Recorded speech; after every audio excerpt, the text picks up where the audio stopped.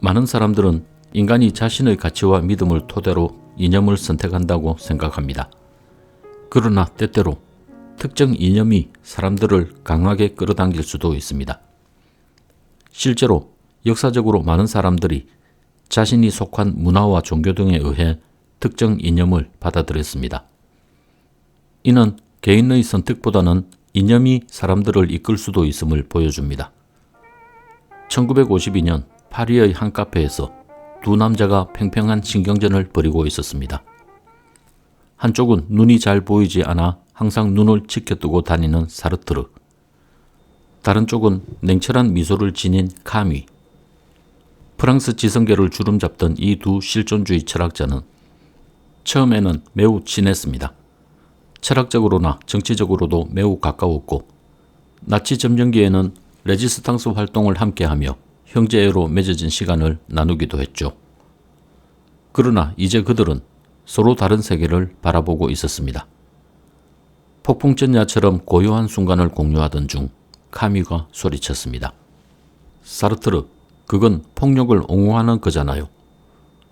카미는 1951년 자신의 저서 반항적 인간을 출판하면서 소비에트 연방의 가혹한 통치를 비판했습니다.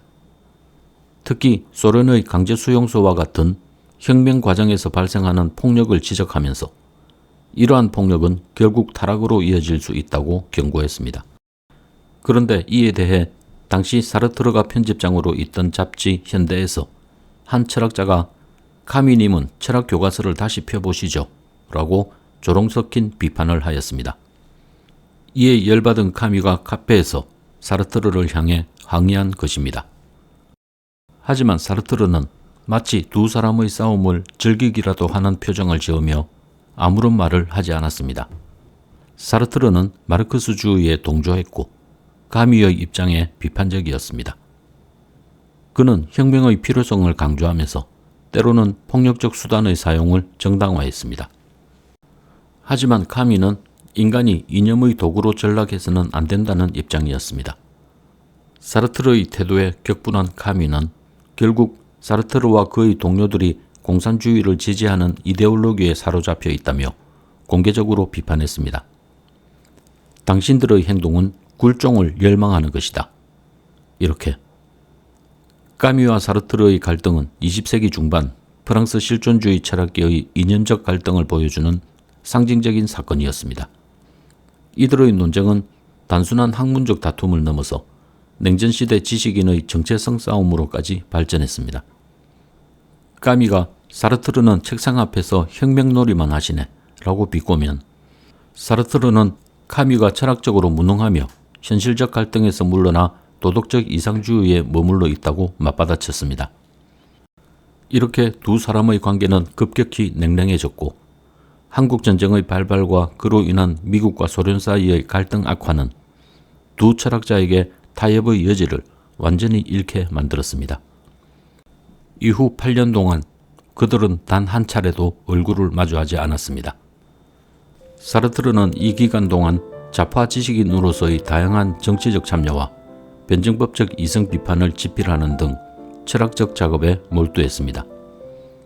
카미는 이 시기 대부분을 그의 고향인 알제리가 프랑스로부터 독립하는 문제에 집중했습니다. 1957년에는 노벨 문학상을 수상하며 국제적 명성을 얻기도 했습니다. 그런데 1956년 소련의 지배와 스탈린주의에 반대하는 헝가리 혁명이 일어났습니다. 소련은 탱크 1000대와 15만 명의 병력을 동원하여 이 혁명을 무력으로 진압했습니다. 이러한 소련의 대응은 사르트르의 정치적 입장을 바꾸는 중요한 전환점이 되었습니다. 사르트르는 공산주의 혁명이 반드시 인간의 자유와 존엄성을 보장하지 않는다는 점을 깨닫게 되었고 소비에트 공산주의에 대해 비판적인 입장을 취하게 되었습니다. 사르트르가 공산주의에 대한 입장을 바꾸게 된 시기에 카미는 인간의 자유와 존엄을 중시하는 일관된 철학적 입장을 유지하고 있었습니다. 노벨상 수상연설에서 언급된 작가는 역사의 전차에 올라타거나 그 바퀴 아래 짓밟힐 수 있다는 말은 그의 철학적 입장을 잘 보여주는 일관된 자세입니다. 카미는 권력의 압박과 억압을 받더라도 열차 바퀴 아래 짓밟히는 양심적이고 도덕적인 선택을 해야 한다고 말했습니다. 1960년 알베르 까뮈는 비극적인 자동차 사고로 생을 마감하게 됩니다. 일행이 운전하던 차량이 도로변의 플라타너스 나무와 충돌하면서 까뮈는 현장에서 사망했습니다. 그런데 이 사고에는 드러나지 않은 불편한 진실이 한 가지 있습니다. 사고 당시 까뮈의 주머니에서 발견된 기차표의 목적지가 사르트르의 집 방향이었다는 사실입니다. 이 소식이 알려지자 철학계는 술렁였고 많은 사람들은 까뮈가 사르트르와 화해를 시도하려 했을 것이라 생각했습니다. 두 사람은 1952년 이후 관계가 단절된 상태였고 까뮈가 세상을 떠날 때까지 만나지 않았지만 이 기차표는 그들의 관계에 새로운 미스터리를 더했습니다. 까뮈가 정말로 사르트르와 화해를 시도하려 했는지 아니면 우연히 그 방향으로 가려 했던 것인지에 대한 답은 부서진 자동차와 함께 산산조각이 나버렸습니다. 하지만 이 미스터리는 두 철학자의 복잡한 관계와 그들의 완성되지 못한 우정을 더욱 깊이 생각하게 만듭니다. 사르트르는 생의 말년에 까뮈와의 관계 단절에 대해 깊은 후회를 했다고 합니다. 그는 지식인으로서 이념적 차이와 개인적 관계 사이에서 균형을 잡는 것의 어려움에 대해 성찰했습니다. 까뮈와 사르트르가 분열을 일으켰던 가장 심층적인 문제는 현대사회에도 그대로 남아 있습니다. 극단적 대립 속에서 유튜브와 같은 미디어에서는 매일 좌우 논쟁이 벌어지고 있으며 우리는 늘 이념적 대립 속에서 자신의 위치를 찾으려고 합니다. 그리고 항상 나의 편을 선택하려고 합니다. 그런데 두 철학자의 경우를 보면 이들의 갈등은 냉전시대라는 특수한 역사적 맥락 속에서 생긴 정치적 입장 차이에서 시작되었습니다. 그들의 가장 큰 차이점은 목적을 위한 수단으로서의 혁명과 폭력에 대한 태도였죠. 이들의 이야기는 정치적 차이가 개인적 우정을 압도할 수 있음을 보여줍니다. 그리고 개인의 사상이 시대적 배경에 얼마나 많은 영향을 받는지도 함께 보여줍니다.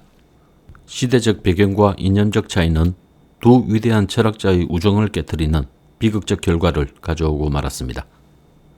사르트르와의 만남을 시도했을지도 모르는 까뮈의 마지막 순간, 그리고 사르트르의 후회와 성찰, 이들의 이야기 속에서 우리는 우리 자신이 삶에서 이러한 갈등을 마주했을 때 어떻게 이를 풀어나갈 수 있을지에 대한 해답을 찾아야 할지도 모릅니다. 결국 인간이 이념을 선택하는 것처럼 보이지만 때로는 이념이 인간을 강하게 끌어당기기도 한다는 점을 우리는 역사 속에서 확인할 수 있습니다. 까뮈는 진정한 반항은 상대방을 적으로 삼는 것이 아니라 갈등의 근본 원인을 찾는 것이라고 말하며 구조적 문제의 중요성을 언급했습니다. 하지만 우리가 해법을 찾는 것은 여전히 난망해 보입니다. 핵심 명제는 진실이 한쪽에 있지 않다는 것을 인정하는 것 아닐까요? 그리고 차이를 배움의 기회로 삼아야 합니다. 진정한 관계는 무조건적 동의가 아니라 상호 존중에서 비롯되어야 할 것입니다. 당신은 가까운 사람들과의 사이에서 이념적 차이에 직면했을 때 어떻게 대응하시나요?